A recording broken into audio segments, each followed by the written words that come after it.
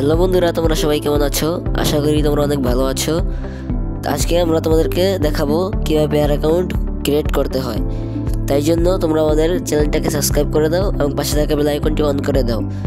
তো আমরা আর কথা বাড়াচ্ছি না, আমরা ডাইরেক্ট চলে যাচ্ছি ভিডিওর মূল অপশনে। তো বন্ধুরা, সবার প্রথমে তোমরা তোমাদের গুগল ক্রোম ব্রাউজারটাকে ওপেন করে নেবে।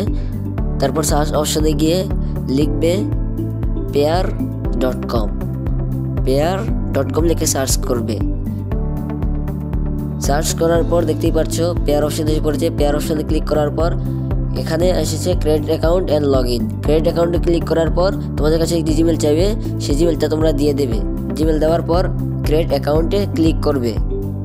ক্রিয়েট অ্যাকাউন্টে ক্লিক করার পর তোমরা দেখবে যে কোড চাইছে। সে কোডটা তোমাদের কিছুই করতে হবে না, উপরে কোড আপনার নিয়ে এসে পড়বে। কোডটা বসিয়ে দেবে। বসিয়ে দেওয়ার পর ক্রিয়েট অ্যাকাউন্টে ক্লিক করে দেবে। ক্লিক করার পর এখানে পাসওয়ার্ড যাচ্ছে, তোমাদের যেভাবে ইচ্ছা তোমরা সেই পাসওয়ার্ড দিয়ে লগ ইন করে দেবে।